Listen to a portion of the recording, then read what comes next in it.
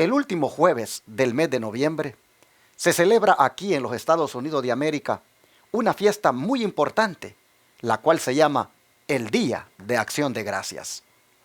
Muchas personas, después de agradecer por las bendiciones recibidas y después de orar por los alimentos favoritos, se olvidan de agradecer por aquellas personas que establecieron el Día de Acción de Gracias y por la libertad religiosa que nos heredaron. Fue en 1620 que 102 personas, cuyos corazones latían al unísono por la libertad, se embarcaron en el Mayflower desde allá, de Inglaterra, para llegar a las costas de Massachusetts, en el noreste de los Estados Unidos. Se les conoce a estas personas como los padres peregrinos, los puritanos o los separatistas. Llegaron a los Estados Unidos porque se dieron cuenta que no podían adorar a Dios como ellos querían, porque las leyes terrenales lo prohibían. Por causa de esto, dejaron sus hogares y viajaron hasta encontrar refugio y libertad de culto en una tierra nueva. Pero ¿cuáles eran sus raíces religiosas? ¿Y en qué sentido les estaba prohibido adorar con libertad?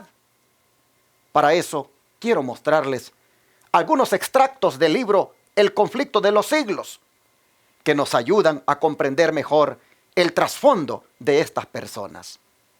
En el capítulo titulado América, tierra de libertad, y la verdad progresa en Inglaterra, nosotros encontramos lo siguiente. A pesar de haber renunciado al romanismo, los reformadores ingleses conservaron muchas de sus formas. De manera que aunque habían rechazado la autoridad y el credo de Roma, no pocas de sus costumbres y ceremonias se incorporaron en el ritual de la iglesia anglicana.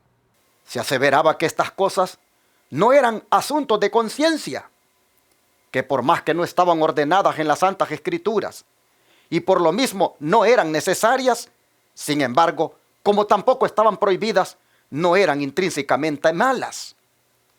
Por la observancia de esas prácticas, se hacía menos notable la diferencia que separaba de Roma a las iglesias reformadas, y se procuraba a la vez promover con más esperanzas de éxito la aceptación del protestantismo entre los romanistas. Así que existía una iglesia llamada anglicana en Inglaterra, separada de Roma, pero solamente por su credo y de la autoridad papal, porque en ceremonias y costumbres esa iglesia seguía siendo igual. A ellos les parecía, como hemos leído, que dichas ceremonias y costumbres no eran del todo asuntos de conciencia y no estaban tampoco prohibidas por la Biblia. Y por eso las seguían practicando, de manera que no había una diferencia notable entre ella y la Iglesia Católica Romana.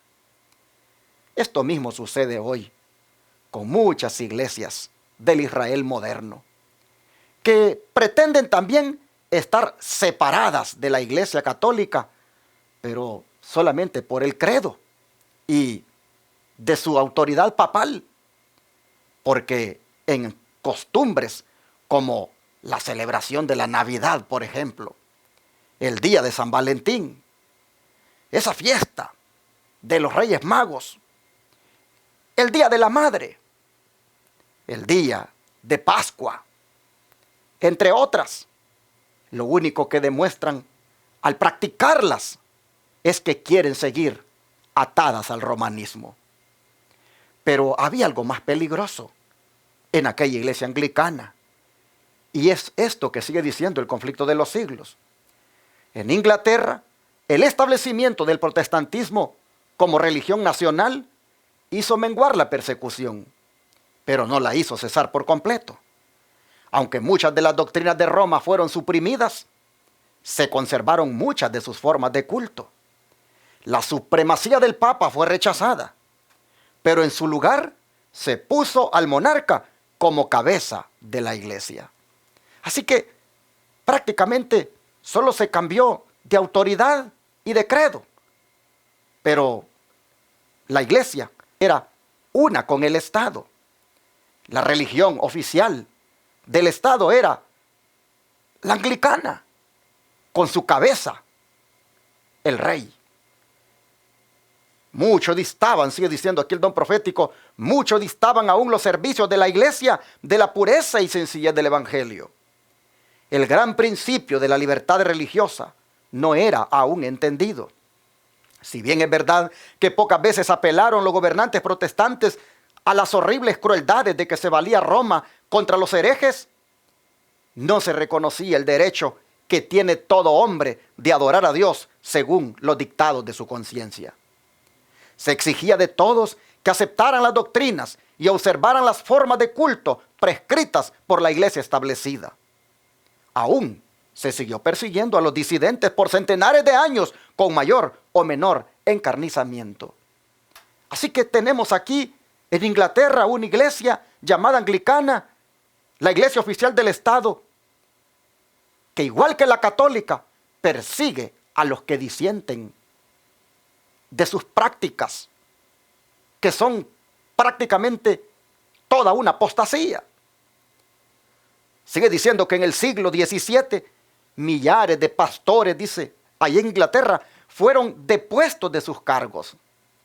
Se le prohibió al pueblo, so pena de fuertes multas, prisión y destierro, que asistiera a cualesquiera reuniones religiosas que no fueran las sancionadas por la iglesia.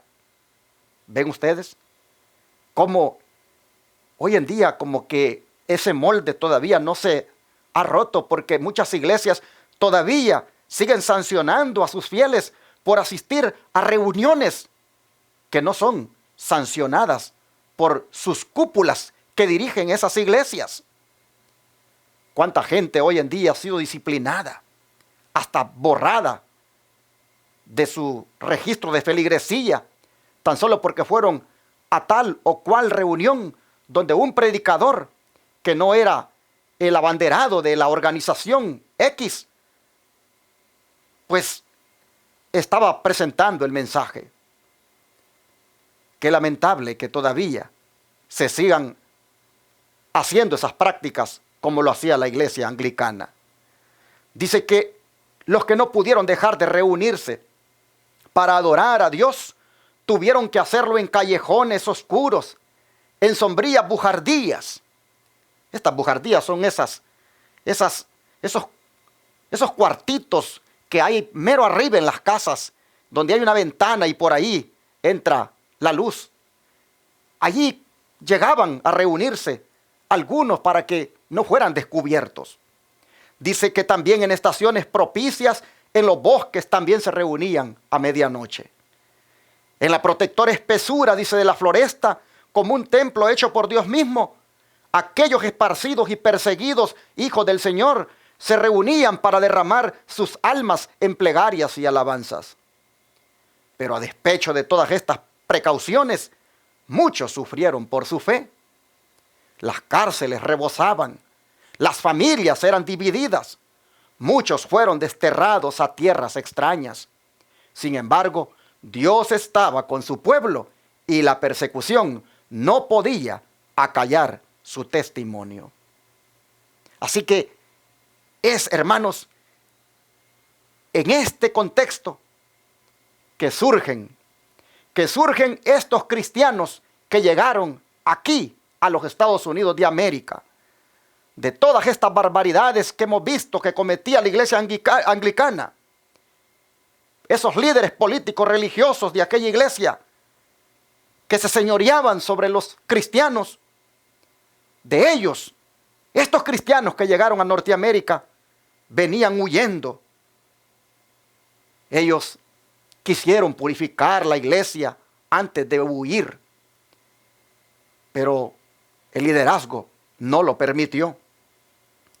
Y por querer purificar la iglesia de todas aquellas prácticas mundanales y apóstatas, fue que se ganaron el apodo de puritanos. Al mismo tiempo que se ganaron también la intolerancia del rey, que como ya hemos visto, era la cabeza de la iglesia. Mire lo que está escrito acerca de estos que le llamaron puritanos. Dicen, muchos deseaban ardientemente volver a la pureza y sencillez que caracterizaban a la iglesia primitiva. Consideraban muchas de las costumbres arraigadas en la iglesia anglicana como monumentos de idolatría y no podían en conciencia unirse a dicha iglesia en su culto. Pero como la iglesia estaba sostenida por el poder civil, no consentía que nadie sustentara opiniones diferentes en asuntos de formas.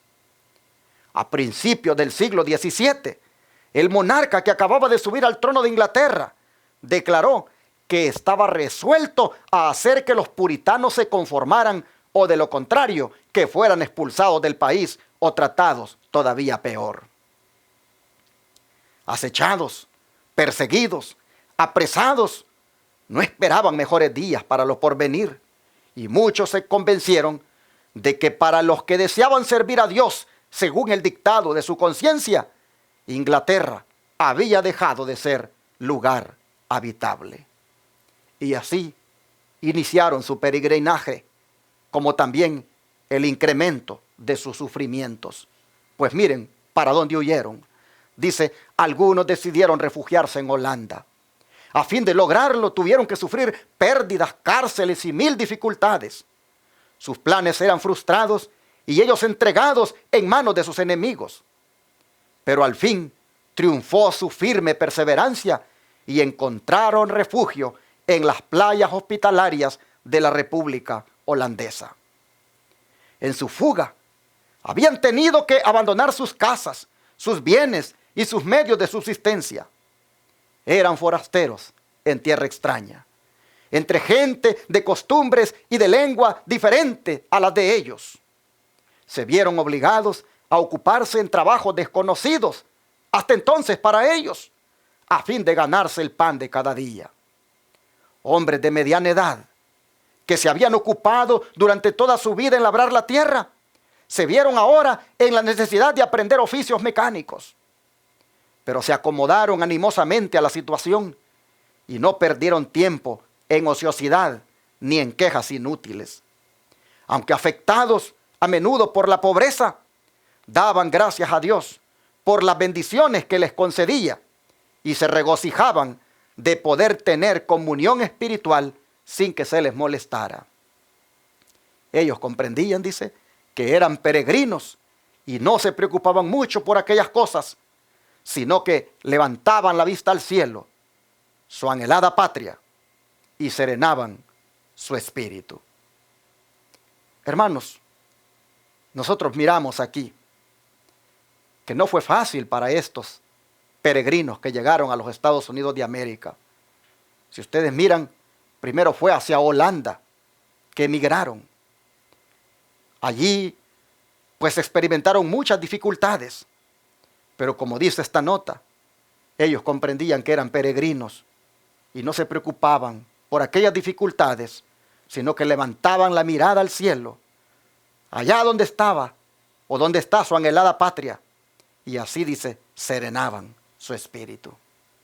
En esto, hermanos, estos puritanos o peregrinos vienen a ser prácticamente imitadores de aquellos patriarcas, de Abel hasta Abraham, pues el apóstol Pablo se refiere a ellos también como extranjeros y peregrinos. Mire lo que dice el libro de Hebreos, capítulo 11, versículo 13 al 16. Se lo leo. Hebreos 11, versículos 13 al 16. Dice así la palabra de Dios. Conforme a la fe murieron todos estos, sin haber recibido lo prometido, sino mirándolo de lejos y creyéndolo y saludándolo, y confesando que eran extranjeros y peregrinos sobre la tierra. Porque los que esto dicen claramente dan a entender que buscan una patria. Pues si hubiesen estado pensando en aquella de donde salieron, ciertamente tenían tiempo de volver. Pero anhelaban una mejor, esto es, celestial, por lo cual Dios no se avergüenza de llamarse Dios de ellos, porque les ha preparado una ciudad. Esto lo dice en relación, como mencioné, acerca de Abel hasta Abraham. Interesante cómo dice que ellos estaban en el mundo, pero se daban cuenta que al mismo tiempo no eran del mundo. Estos patriarcas comprendían la condición transitoria de las cosas de esta vida y la permanencia de las cosas que solo veían de lejos. Las veían por fe, dice aquí la Escritura. Por eso se dice de ellos que buscaban una patria. Hermanos, la fe de estos patriarcas miraba hacia adelante, hacia el futuro, donde tú también y yo debemos mirar. Es posible que hoy en día nos guste el lugar donde vivimos.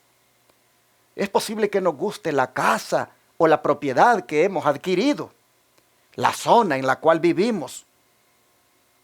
Algunos es posible que vivan en una gran ciudad, otros en algún pueblo lejos de la ciudad, otros posiblemente vivan en el campo, allí donde la naturaleza se mira por doquier y las llanuras se ven hermosas, como también las montañas.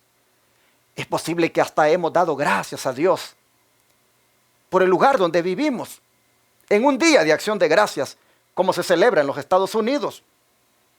Pero hermanos, así como le damos gracias a Dios por el lugar donde vivimos, también deberíamos de pedirle que nos ayude a no querer tanto ese lugar terrenal al punto de que lo prefiramos más que aquel lugar que Cristo ha ido a prepararnos. No nos olvidemos, hermanos, que como los patriarcas y los puritanos que emigraron a Holanda, nosotros también somos extranjeros y peregrinos en esta tierra. ¿Por qué? Porque estamos caminando por fe, esperando llegar muy pronto a un lugar mejor, es decir, la santa ciudad, la nueva Jerusalén, porque allí es donde está nuestra patria. Así lo dice el apóstol Pablo, pues mire lo que dice el capítulo 12, versículo 22. Dice así la palabra del Señor: sino que os habéis acercado al monte de Sión, a la ciudad del Dios vivo, Jerusalén, la celestial, a la compañía de muchos millares de ángeles. Y el capítulo 13, verso 14, dice, de aquí de Hebreos, porque no tenemos aquí ciudad permanente, sino que buscamos la porvenir. Así que los patriarcas y los padres peregrinos estaban conscientes de que aquí en la tierra no tenían nada permanente, y nosotros debemos estar igualmente conscientes de eso. Aquellos padres peregrinos y aquellos patriarcas estaban, hermanos, listos para partir, como también nosotros debemos estarlo. No debemos arraigarnos. Por muy bonito que sea el lugar donde vivimos, no debemos arraigarnos al punto de que no querramos abandonarlo. Vea lo que se sigue diciendo de estos padres peregrinos en el don profético, siempre en el conflicto de los siglos, que es donde estoy leyendo. Aunque vivían, dice, en el destierro y en medio de contratiempos, crecían su amor y su fe. Confiaban en las promesas del Señor, el cual no los olvidó en el tiempo de la prueba. Pero miren esto, sus ángeles, dice, estaban a su lado para animarlos y sostenerlos. ¿Qué les parece? Y cuando les pareció ver, dice, la mano de Dios señalándoles hacia más allá del mar, una tierra donde podrían fundar un estado y dejar a sus hijos el precioso legado de la libertad religiosa, avanzaron sin miedo por el camino que la providencia les indicaba. Es decir, ese lugar donde ellos pudieran fundar un estado y dejar a sus hijos el precioso legado de la libertad religiosa, no era, hermanos, sino los Estados Unidos de Norteamérica. Por eso decía que cuando les pareció ver la mano de Dios señalándoles hacia más allá del mar, hacia una tierra en donde podían fundar un estado, era, hermanos, porque ya se sabía que había un lugar muy lejos de allá de Europa que eran las tierras de Norteamérica, donde ellos podían disfrutar de una iglesia sin papa y sin rey. De manera que cuando el Señor les impresiona para venir a las tierras de Norteamérica, hacen los planes para emprender el viaje. Pero su pastor John Robinson, que por alguna razón Dios no le permitió venir con ellos, les dio un mensaje de despedida que yo le llamo el sermón profético de John Robinson, por las palabras que les dijo. Miren ustedes, dice: partieron los peregrinos de Holanda en busca de un hogar en el Nuevo Mundo. Así se le llamaba a esta parte de América. Dice John Robinson, su pastor, a quien la providencia le impidió acompañarlos, en su discurso de despedida les dijo: hermanos, dentro de muy poco tiempo vamos a separarnos, y solo el Señor sabe si viviré para volver a ver vuestros rostros. Pero sea cual fuere lo que el Señor disponga, yo os encomiendo a Él y os exhorto ante Dios y sus santos ángeles a que no sigáis más allá de lo que yo he seguido a Cristo. Se parece a Pablo cuando decía: sed imitadores de mí, así como yo de Cristo. Pero mire, esto que le he puesto en rojo es muy revelador, por eso yo le llamo el sermón profético de John Robinson. Si Dios quiere, les dijo, revelaros algo por medio de alguno de sus instrumentos, estad prontos a recibirlo como lo estuvisteis para recibir la verdad por medio de mi ministerio.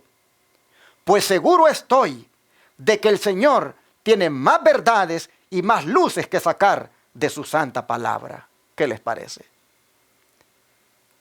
Sin proponérselo, predecía con estas palabras lo que surgiría años más tarde de aquí de los Estados Unidos de América.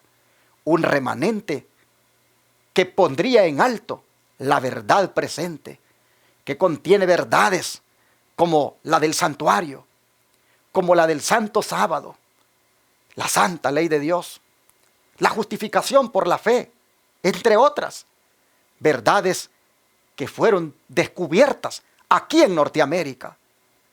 Aquel hombre, sin saberlo, estaba prediciendo lo que Dios revelaría y preparaba las mentes de aquellas personas para que estuvieran despiertas, atentas para atesorar las verdades que de su santa palabra Dios les revelaría, que hasta ese momento no las tenían como parte de sus creencias.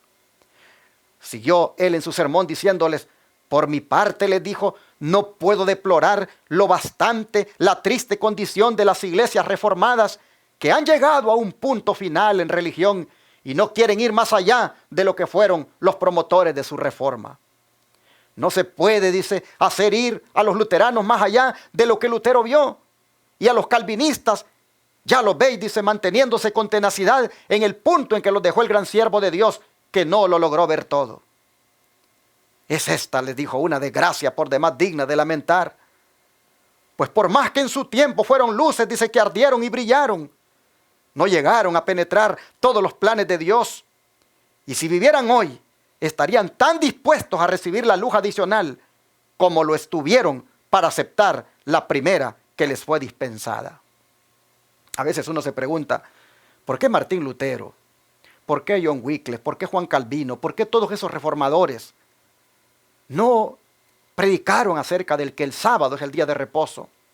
¿Por qué no se enfocaron en esa reforma que incluía también restaurar la verdad del sábado? Bueno, este pastor John Robinson dice, es que por más que brillaron y ardieron como luces de su tiempo, no penetraron a todos los planes de Dios. Esta luz que Dios ha ido dando de una manera progresiva, en su momento ellos no la lograron asimilar, ni mucho menos proclamarla. Sin embargo, decía Robinson, si ellos estuvieran hoy, estarían dispuestos a recibir la luz adicional como lo estuvieron para aceptar la primera que les fue dispensada. En la sabiduría de Dios, dejó que las cosas quedaran así, porque estaba dentro de sus planes que más tarde es que surgiría en América, tierra de libertad, el movimiento, el grupo de cristianos que levantarían en alto esas verdades que en los días de la Reforma todavía no brillaron a plena luz. Sigue diciendo John Robinson en su sermón: recordad, les dijo, el pacto de vuestra iglesia, en el que os comprometisteis a andar en todos los caminos que el Señor os ha dado u os diere a conocer. Recordad vuestra promesa y el pacto que hicisteis con Dios y unos con otros, de recibir cualquier verdad y luz que se os muestre en su palabra escrita. Pero con todo, tengan cuidado, les dijo, les ruego, tengan cuidado de ver qué es lo que aceptan como verdad. Examínenlo, considérenlo y compárenlo con otros pasajes de las Escrituras de verdad antes de aceptarlo. Porque no es posible, les dijo, que el mundo cristiano, salido hace poco de tan densas tinieblas anticristianas, pueda llegar enseguida a un conocimiento perfecto en todas las cosas. Todo esto está en el Conflicto de los Siglos, en la página 294. Pero ¿qué les parece, hermanos, este discurso? Este discurso pastoral de este siervo de Dios. Como sin proponérselo, como ya dije antes, habló como todo un profeta. Nunca se imaginó él que de aquellos peregrinos de los cuales estaba despidiendo, saldría un descendiente llamado Jaime Guay, que llegó a ser fundador de la Iglesia Adventista del Séptimo Día, es decir, una iglesia guardadora del sábado, doctrina que él recibió de los bautistas del Séptimo Día. Y así nosotros, hermanos, vemos hoy que llegaron a esta tierra después de aquel conmovedor discurso de despedida por parte del que fuera su pastor. Los puritanos llegaron aquí a los Estados Unidos, como ya dije, a las costas de Massachusetts, para fundar un estado donde verdaderamente se respetara la libertad religiosa o de conciencia. ¿Qué es la libertad religiosa? No es, sino, hermanos, la libertad para adorar según te dicte la conciencia. Y que en el caso de nosotros, los adventistas, incluye la libertad de guardar el sábado, la libertad de adorar en sábado, la libertad de no trabajar en sábado, la libertad de no hacer exámenes en sábado, entre otros. Pero saben que lo que estos peregrinos iniciaron, fue necesario que otro lo perfeccionara. Pues al no haber autoridad civil, ellos mismos se constituyeron como dicha autoridad, al mismo tiempo que conservaban sus cargos religiosos. Pero aquello trajo, más temprano que tarde, como resultado, las mismas leyes que volvían a atentar contra la libertad religiosa, las mismas por las cuales ellos habían salido huyendo de Inglaterra, donde la iglesia, siendo su autoridad religiosa la misma que la autoridad civil, impone reglamentos que impiden el adorar a Dios según se lo dicte la conciencia a cada ser humano. De manera que Dios, que estaba al control de todo, tenía preparado un hombre que vendría a unírseles para encaminar las cosas de la manera correcta. Y ese hombre señalado por Dios fue Roger Williams. De Roger Williams se dice lo siguiente: 11 años después de haber sido fundada la primera colonia, llegó Roger Williams al Nuevo Mundo. Como los primeros peregrinos, vino para disfrutar de libertad religiosa, pero de ellos se diferenciaba en que él vio lo que pocos de sus contemporáneos habían visto, a saber que esa libertad es derecho inalienable de todos, cualquiera que fuere su credo. Inalienable de todos. Es decir, un derecho irrenunciable que no se puede pasar a nadie. Es algo propio de la persona. Y no importa su credo religioso. Investigó, dice, diligentemente la verdad, pensando como Robinson, que no era posible que hubiese sido recibida ya toda la luz que de la palabra de Dios dimana.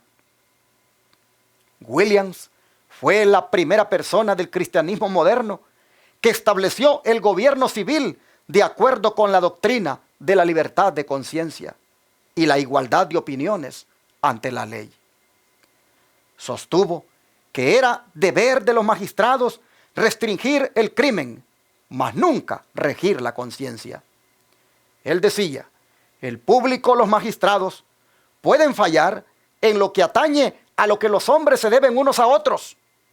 Pero cuando tratan de señalar a los hombres las obligaciones para con Dios, obran fuera de su lugar y no puede haber seguridad alguna, pues resulta claro que si el magistrado tiene tal facultad, bien puede decretar hoy una opinión y mañana otra contraria, tal como lo hicieron en Inglaterra varios reyes y reinas, y en la iglesia romana los papas y los concilios, a tal extremo que la religión se ha convertido en una completa confusión. Así decía Roger Williams. Pero para ser más específicos, hermanos, ¿en qué era que no estaba de acuerdo Williams? ¿Qué había de mal en aquellos que llegaron primero que él? Bueno, sigue diciendo el don profético.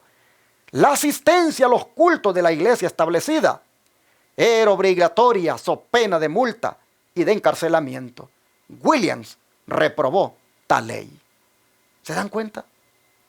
Prácticamente, pues se estaban haciendo las cosas igual como se hacían en Inglaterra, en cierta manera. La asistencia a los cultos, vuelvo a leer, de la iglesia establecida era obligatoria, so pena de multa o de encarcelamiento. Pero Williams dice, reprobó tal ley. ¿Por qué? Porque era la peor cláusula del código inglés, aquella en la que se obligaba a todos a asistir a la iglesia parroquial. Williams consideraba que obligar a hombres de diferentes credos a unirse entre sí era una flagrante violación de los derechos naturales del hombre. Forzar a concurrir a los cultos públicos a los irreligiosos e indiferentes era tan solo exigirles que fueran hipócritas, decía Williams. Ninguno, decía él, debe ser obligado a practicar ni a sostener un culto contra su consentimiento. ¿Cómo?, decían sus antagonistas, espantados de oírle aquellos principios expresados. ¿No es, decían, el obrero digno de su salario? Sí, les decía William, siempre y cuando ese salario se lo den los que quieren ocuparle. En otras palabras, hermanos, el cargo de ministro era un cargo público. Y la gente estaba obligada a dar el diezmo para sostener a los ministros, pues eran prácticamente colocados por las autoridades civiles. Era obligación dar el diezmo, y eso no era libertad religiosa, por lo cual ellos habían salido huyendo de Inglaterra. William se oponía a eso, porque todo tiene que ser hecho por amor y de voluntad hacia el Señor, y no por la fuerza. Pero lógicamente, estos puntos de vista de Williams despertaron la oposición, como ya dice aquí, de sus antagonistas. Pues miren lo que sigue diciendo. Roger Williams, dice, era respetado y querido como ministro fiel, como hombre de raras dotes, de intachable integridad y sincera benevolencia. Sin embargo, su actitud resuelta al negar que los magistrados civiles tuvieran autoridad sobre la iglesia y al exigir libertad religiosa, eso no podía ser tolerada. Se creía, dice, que la aplicación de semejante nueva doctrina alteraría el fundamento del Estado y el gobierno del país. De manera que mire lo que hicieron sus antagonistas. Le sentenciaron a ser desterrado de las colonias y finalmente, para evitar que lo arrestaran, él se vio en la necesidad de huir en medio de los rigores de un crudo invierno y se refugió en las selvas vírgenes. Durante 14 semanas, dice él, anduve vagando en medio de la inclemencia del invierno, careciendo en absoluto de pan y de cama. Pero los cuervos me alimentaron en el desierto. ¿Quién fue alimentado de la misma manera aquí en las Escrituras? ¿Acaso también no fue el profeta Elías, que también cuervos Dios usó para que le llevaran alimento? Pues Roger Williams dice que le pasó lo mismo. Los cuervos, dice, lo alimentaron en el desierto y el hueco de un árbol, dice, le servía frecuentemente de albergue. Y así, sigue diciendo el relato, prosiguió su penosa huida por entre la nieve y los bosques casi inaccesibles, hasta que encontró refugio en una tribu de indios cuya confianza y afecto se había ganado, esforzándose por darles a conocer las verdades del Evangelio. Después de varios meses de vida errante, llegó al fin a orillas de la bahía de Narragansett, donde echó los cimientos del primer estado de los tiempos modernos, que reconoció en el pleno sentido de la palabra los derechos de la libertad religiosa. Ese principio fundamental de la colonia de Roger Williams, que decía que cada hombre debía tener libertad para adorar a Dios según el dictado de su propia conciencia. Y así, su pequeño estado, que hoy se llama Rhode Island, vino a ser un lugar de refugio para los oprimidos y siguió creciendo y prosperando hasta que su principio fundamental, la libertad civil y religiosa, llegó a ser la piedra angular de la República Americana de los Estados Unidos. Interesante. Su pequeño estado, Rhode Island, vino a ser, dice, un lugar de refugio para los oprimidos y siguió creciendo y prosperando. Sí, porque mucha más gente allá en Europa, cuando se enteraron que aquí en América se respetaba la libertad religiosa, emigró para acá. Mucha gente llegó a este país, no como viene ahora, por el interés del dinero, por comodidades, por buscar oro. No. Vinieron sencillamente porque querían libertad, un derecho inalienable, es decir, algo irrenunciable en el ser humano, algo propio del ser humano. Y fue creciendo, dice, esta nación, hasta el punto de que el principio fundamental, la libertad civil y religiosa, llegó a ser la piedra angular de esta República Americana de los Estados Unidos. Pero esto, hermanos, el que los Estados Unidos fuera el lugar donde estos peregrinos llegaran, donde estos cristianos puritanos llegaran para refugiarse, esto, hermanos, no fue sino el cumplimiento de la profecía de Apocalipsis 12, 15 al 16, que voy a compartir con ustedes también. Leo para ustedes Apocalipsis 12, versículos 15 al 16. Aquí encontramos la palabra que nos dice: y la serpiente arrojó de su boca tras la mujer agua como un río, para que fuera arrastrada por el río. Pero la tierra ayudó a la mujer, pues la tierra abrió su boca y tragó el río que el dragón había echado de su boca. Esta mujer no es sino un símbolo de la iglesia verdadera. El dragón no es sino Satanás, lanzando un río de persecución en contra de ella. Un río de persecución que la tierra, dice, abre su boca para tragárselo, para que así la mujer esté segura. Interesante, hermanos, que esta expresión, que la tierra abrió su boca, esta expresión tierra, siempre en las profecías, es designado para identificar regiones poco pobladas. Y está en contraste con las aguas que también aquí en las profecías se designan para representar pueblos, naciones y lenguas. Y no hay mejor lugar para aplicarlo a esta tierra que se traga el río, para darle a la mujer esta seguridad. No hay mejor lugar para aplicarlo en los días de los padres peregrinos que a los Estados Unidos de América. Pues se dice que cuando estos padres peregrinos llegaron, había apenas aquí 1 millón de indígenas en un territorio de prácticamente más de 9 millones de kilómetros cuadrados de extensión. Pero hermanos, yo les pregunto en esta hora, ¿no deberíamos nosotros darle gracias a Dios porque la tierra ayudó a la mujer? ¿No deberíamos nosotros darle gracias a Dios porque la mujer, la iglesia, fue ayudada por esta tierra, los Estados Unidos, para que de ella saliera un remanente que restauraría verdades, como ya dije, la verdad del sábado, y que proclamaría el mensaje de los 3 ángeles? No deberíamos de darle gracias a Dios, hermanos, porque estos valientes hombres llegaron a este país de Norteamérica para fundar un estado donde la iglesia no fuera gobernada ni por el Papa ni por el Rey, y donde las personas con libertad de conciencia adoraran a Dios, y donde saldría un remanente, del cual por la gracia de Dios, los adventistas del 7º día nos sentimos identificados y siendo parte. Oh, hermanos, agradecidos deberíamos de estar, mientras se disfrutan del pavo que muchos comen para el Día de Acción de Gracias, mientras muchos agradecen por otras cosas que tal vez son válidas. Oh, hermanos, pocos han dado gracias por estos valientes hombres que llegaron y fundaron esta nación, y por la libertad religiosa que nos han heredado.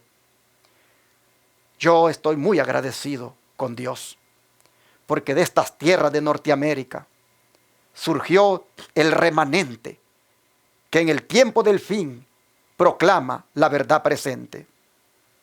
Un remanente que restaura la doctrina del verdadero día de reposo, como lo es el Santo Sábado. Pregunto, ¿por qué tenía que salir de aquí el remanente para restaurar el sábado? ¿Y por qué el sábado?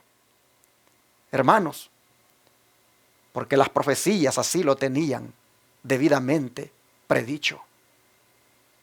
Ahora yo te pregunto, el sábado, ¿tendrá el sábado que ver con la libertad? ¿Por qué tenía que de esta nación salir el remanente para restaurar la verdad del sábado? ¿Acaso el sábado tiene que ver con la libertad? Pregunto. Por supuesto que sí. Mira lo que dice el libro de Deuteronomio, capítulo 5, verso 15. Escucha lo que dice el sábado en relación con este tema de la libertad. Dice acá las Escrituras: acuérdate que fuiste siervo en tierra de Egipto. Siervo. En el hebreo es Eved y significa esclavo. Así que deberíamos de leer: acuérdate que fuiste esclavo en tierra de Egipto. ¿Qué es lo que anhela un esclavo? ¿Acaso no anhela ser libre? Entonces volvamos a leer: acuérdate que fuiste esclavo en la tierra de Egipto, y que Jehová tu Dios te sacó de allá con mano fuerte y brazo extendido, por lo cual Jehová tu Dios te ha mandado que guardes el día sábado. Digámoslo en otras palabras: acuérdate que eras esclavo en Egipto, acuérdate que no eras libre, pero yo te saqué de allí, yo te di la libertad, por lo tanto, guarda el sábado. ¿Qué quiere decir esto, hermanos? Que el sábado es un día para celebrar la libertad. Cada sábado que nos reunimos en la iglesia, nosotros, hermanos, venimos para celebrar nuestra redención, nuestra libertad, porque también nosotros éramos esclavos del pecado, y de allí Cristo nos ha libertado con su preciosa sangre. Pero esta libertad que gozamos cada sábado, también somos conscientes que el mismo país que Dios ha usado para proclamarla, también será usado por el enemigo para querer quitarnos esa libertad. Pues así está revelado en el libro de Apocalipsis, capítulo 13, versículos 11 al 17. Y se los leo por acá. Dice Apocalipsis 13, versos 11 al 17. Después vi otra bestia que subía de la tierra y tenía 2 cuernos semejantes a los de un cordero, pero hablaba como dragón, y ejerce toda la autoridad de la primera bestia en presencia de ella, y hace que la tierra y los moradores de ella adoren a la primera bestia, cuya herida mortal fue sanada.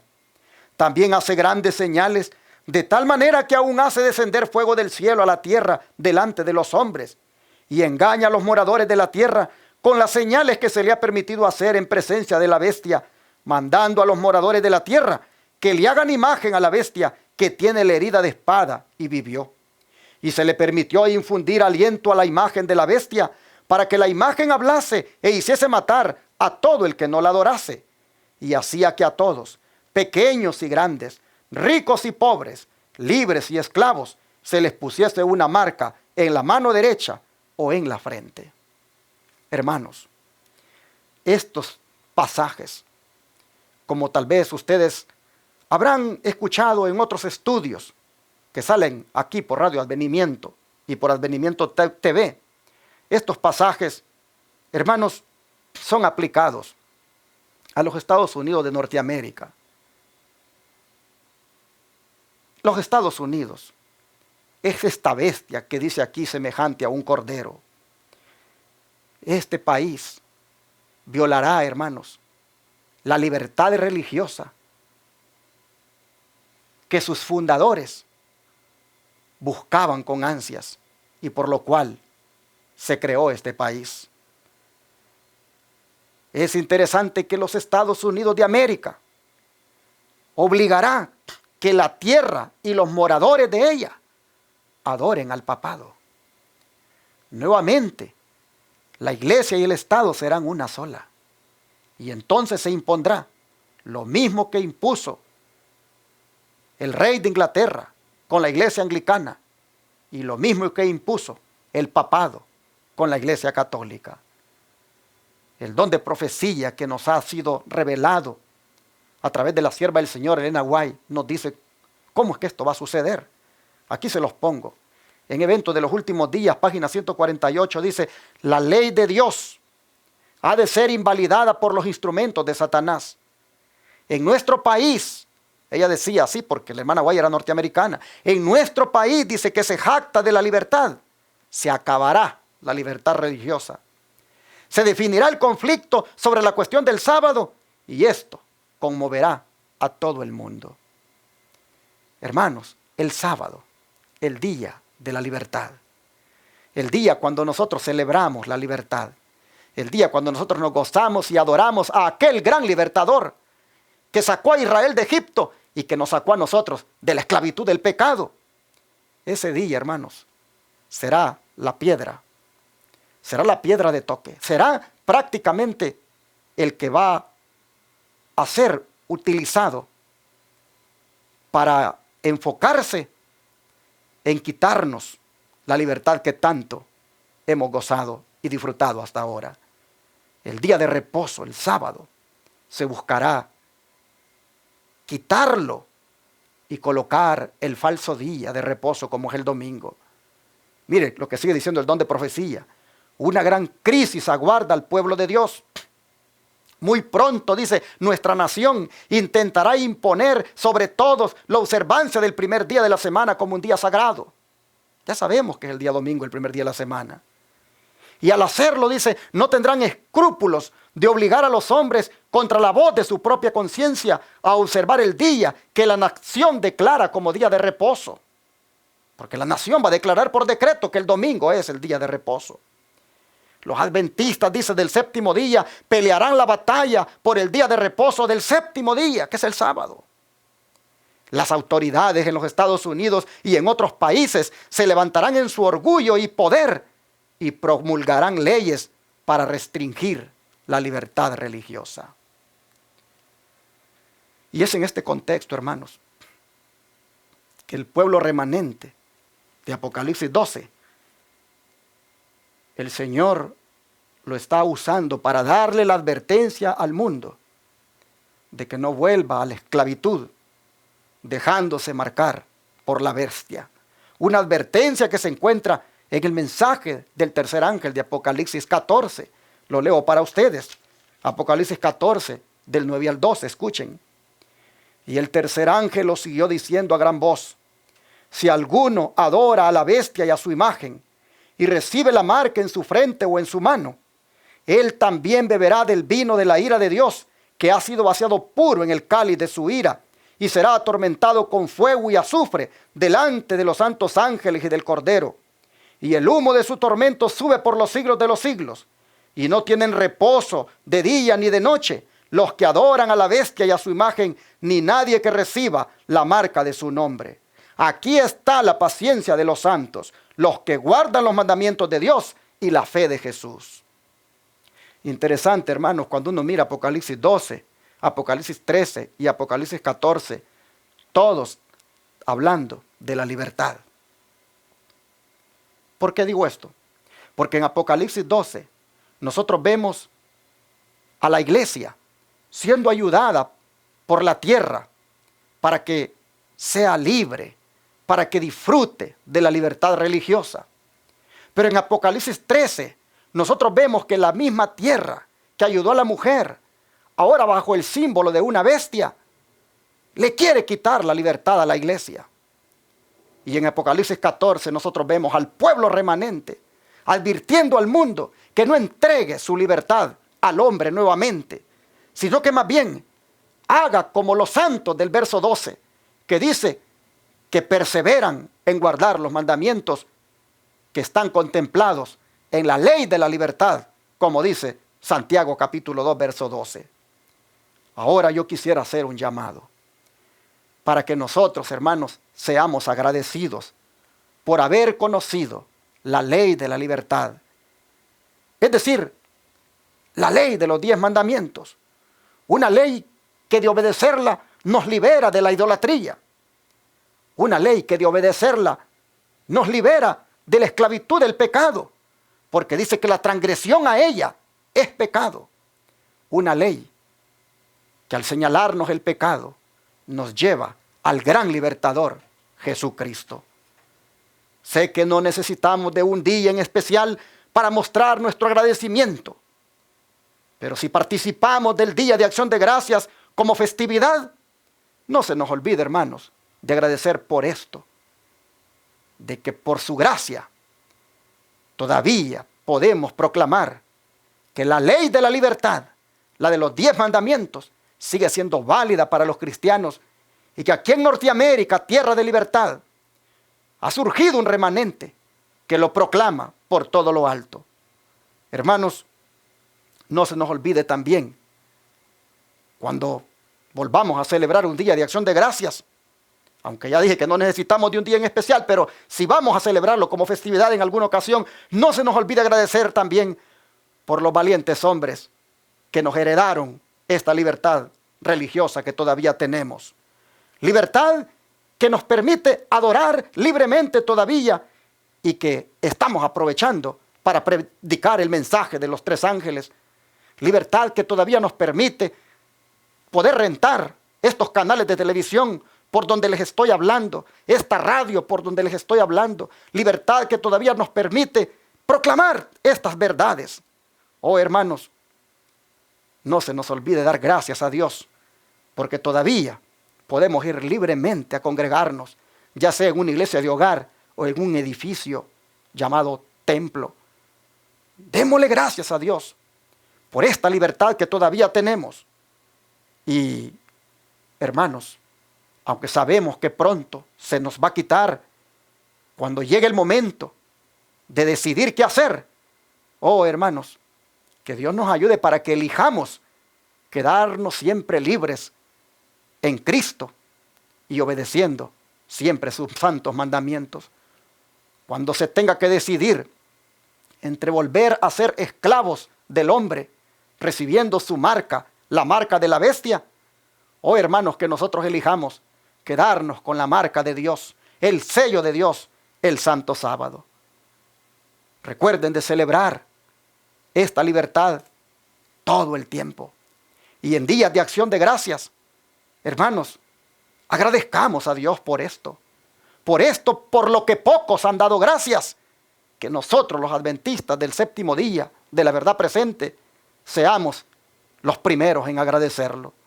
Dice el don de profecía en relación con el Día de Acción de Gracias lo siguiente: pienso, dice Elena White, que tenemos algo por lo cual estar agradecidos. Debemos alegrarnos y regocijarnos en Dios porque nos ha concedido muchas mercedes. Queremos que este Día de Acción de Gracias sea todo lo que implica. No permitamos que se pervierta ni que haya escorias mezcladas con nuestro agradecimiento. Sea más bien ese día lo que su nombre implica, es decir, dedicado a dar gracias. Asciendan nuestras voces en alabanza a Dios. Sí, alabemos a Dios, porque por la libertad que todavía hay, nosotros hemos conocido la verdad y estamos proclamándola antes que se nos vaya a quitar. Sigue diciendo el don profético en cuanto a cómo celebrar el Día de Acción de Gracias. Dice, las sugerencias de Satanás se llevan a cabo en muchísimas cosas. Las fiestas del Día de Acción de Gracias con demasiada frecuencia se dedican a la gratificación egoísta, cuando en cambio la mente debería dirigirse hacia las misericordias y la amante bondad de Dios. A Dios le desagrada que su bondad, su cuidado constante y su amor incesante no sean recordados en estas ocasiones. Lo que leí primero fue del Hogar Cristiano, página 432, y esto segundo del Consejo sobre Mayordomía Cristiana, página 309. Pero noten, no ocupemos el Día de Acción de Gracias solamente para una gratificación egoísta, en disfrutar solamente de alimentos, sino dirigir la mente hacia las misericordias y la amante bondad de Dios que ha habido para con este país, que hubo para con los puritanos que llegaron, que ha habido con el remanente que está proclamando esta verdad. Debemos recordar, dice, en estas ocasiones siempre, la bondad, el amante amor de Dios, su cuidado constante. A Dios, dice, le desagrada cuando no pensamos en eso. Hermanos, yo voy a terminar esta reflexión que titulé Por lo que pocos han dado gracias. Voy a terminar con un texto bíblico que huele mucho a Cristo y que vale la pena cerrar este mensaje con él. Y es el que está en Gálatas 5, versículo 1. Gálatas 5, verso 1. Escuchen. Estad pues firmes en la libertad con que Cristo nos hizo libres y no estéis otra vez sujetos al yugo de esclavitud. Esta libertad, hermanos, de la que habla aquí el apóstol Pablo, es la libertad de la salvación por la fe directamente en Cristo Jesús, por la cual nosotros debemos estar eternamente agradecidos. Hermanos, mantengámonos firmes al lado de nuestro libertador. Recordemos sus palabras cuando dijo, si el Hijo os libertare, seréis verdaderamente libres. O aquellas otras que dijo, y conoceréis la verdad, y la verdad os hará libres. Libres del pecado en primer lugar, libres de las apostasías, libres de las herejías, libres del hombre, libres en Cristo. Dios nos ayude y agradezcamos siempre por esta libertad y que perseveremos siempre en nuestro divino libertador. Vamos a orar y agradecer a Dios por la libertad que nos ha dado y que podamos seguirla teniendo hasta cuando Él venga en gloria. Vamos a orar. Querido Padre que estás en los cielos, cuánto te agradecemos, Señor, porque nos libertaste del pecado, porque somos libres en Jesucristo. Gracias, oh Padre, porque en tu misericordia, cuando nos viste esclavizados, viniste para darnos libertad. Una libertad, Señor, que todos los cristianos hemos anhelado tener y que no hemos querido que nadie nos la quite. Sabemos que el hombre de pecado, con su sistema religioso, se la ha quitado a millones de gentes, como también lo hizo el rey de Inglaterra. Pero Padre, gracias te damos, porque proveíste de esta tierra de los Estados Unidos, para que llegaran aquí estos cristianos, peregrinos, puritanos, que se separaron de aquella iglesia estatal para venir y fundar una iglesia sin papa y sin rey. Una iglesia donde la gente te adorara con libertad de conciencia. Sabemos que no fueron perfectos los cambios al principio, pero tú fuiste obrando para que se perfeccionaran al punto que como piedra angular de este país, la libertad religiosa fuera lo que predominara. Queremos darte las gracias, Señor, por esta libertad que también ha permitido que conozcamos la verdad y que permite que un remanente proclame la verdad presente. Señor, te rogamos que perseveremos en la libertad que hemos encontrado en ti, que perseveremos en la obediencia en esa ley de la libertad como son los 10 mandamientos y que perseveremos, oh Señor, en esa libertad religiosa que cada sábado celebramos y que la hemos de celebrar, así sea en las montañas, así sea en lugares muy apartados, que esta libertad, Señor, la mantengamos hasta el día glorioso cuando eternamente seamos libres contigo y guardemos el sábado por toda la eternidad. Gracias, Señor, por todas tus bendiciones. Gracias porque nos hiciste libres por medio de tu sangre preciosa. Te lo agradecemos en el poderoso nombre de Cristo Jesús. Amén.